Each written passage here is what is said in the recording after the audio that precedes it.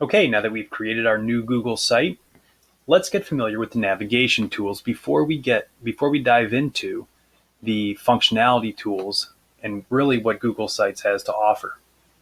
Let's go top to bottom, left to right. In your top left here, you're going to have the Google Sites icon, and it's kind of a purplish blue page or a web page with a folded tab. Go ahead and click on that if you ever want to come back to the Google Sites home. Now, again, these were mine from before, but what you'll notice is that your site is now here. So you'll see your one site. Go ahead and click back on that to go back to your site. Again, you have your site name, and then we'll come across here to the right-hand side. As in most documents, from Microsoft to Google to anything else, you have undo and redo buttons. These are obviously very helpful, particularly the undo. But just for giggles, let's play with that. Let's say we add a text box and we're going to type something in and we're going to blah, blah, blah. And then accidentally, while we're at that, we click on, oh no, what have I done? I just lost something that I put time into.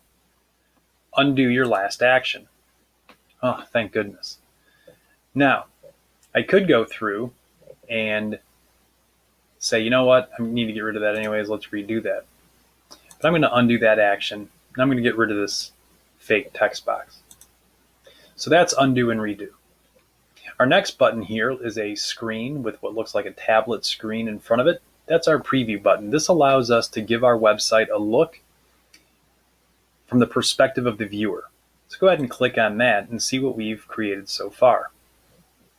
I've added these two to help with the upcoming demonstration here. This is what our website looks like. Go ahead and X out of that.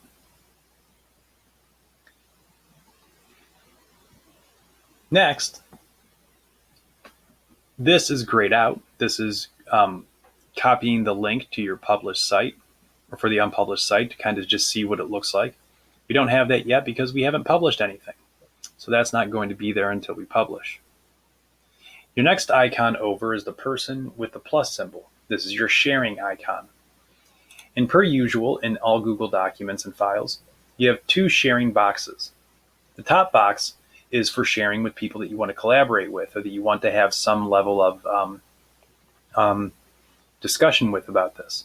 So you're going to go ahead and add their names. I'll add me as another one, professor as one. You can see you can add multiple people into the search type bar.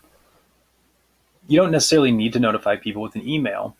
If you're working from different homes, remote working together, maybe send an email. But if you're working in rather close proximity, no need to do that. Over here, you have the opportunity to set them as editors, being able to manipulate the site just as you, or only be able to view it as a published viewer before it even is published. We're going to go ahead and cancel that. The second box is for sharing with people as viewers. Now, as a draft, we want this to be restricted only with people that we share it with that might want to work on it with us because we're not done with this yet. But once we finally do publish, do we want this to go public, or do we only want to share it with a restricted certain group of people, maybe our family and friends? Again, we're not there just yet, unless you're sharing and collaborating. So go ahead and click anywhere outside of that box. The next navigational tool is your settings gear. Go ahead and click on that. This is obviously managerial stuff. First, where do you want your navigation bar? Because we don't have much added yet, your navigation bar is here at the top, but it's blended in as a transparent background. Just so you can see where it's at, I'm going to change the color. Let's change it to white. You can see it's there. This is what it would look like in black. I usually leave mine as transparent. That way your image shines through. But again, you can't really tell right now because there aren't any navigation buttons up here. So even moving it to the side doesn't do you any good right now. But later, it might. So come back to this. Brand images as if you're going to go big, viewer tools, custom URLs that you're going to post in or share with others, analytics to track how your site is going, and an announcement banner. I've already added some things in here, and what you can do is either decide to show the banner or not show the banner.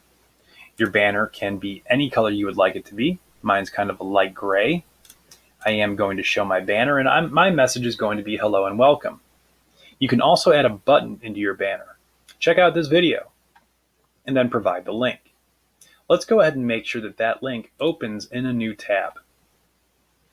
Where do you want this to be seen? Just on this home page? Or do you want it to be seen on all your pages when you go ahead and bounce around your website? Even though we haven't added any yet, we soon will.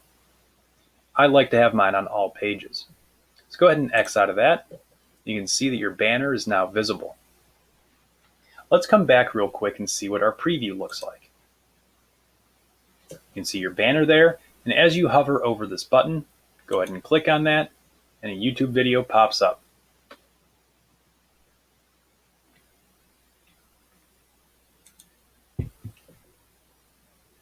Just to take a brief detour, I've added two things. This is called collapsible text, but just so that you can kind of see what your website is capable of, go ahead and click on this expand arrow. You can see a drop down.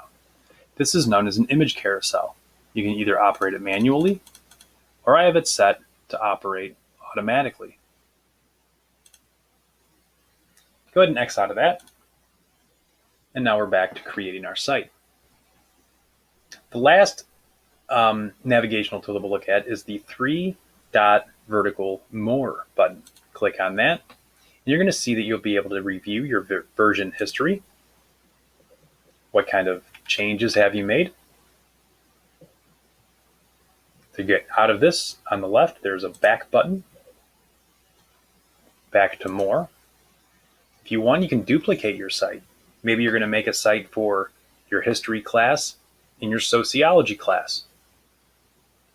You want the same format, but you're going to put different content. You can duplicate the site. You can report a problem, and these are more of administrative things for Google, setting problems, asking questions, things like that. We obviously aren't in the world of publishing yet because we haven't added anything. So those are the navigational tools of Google Sites.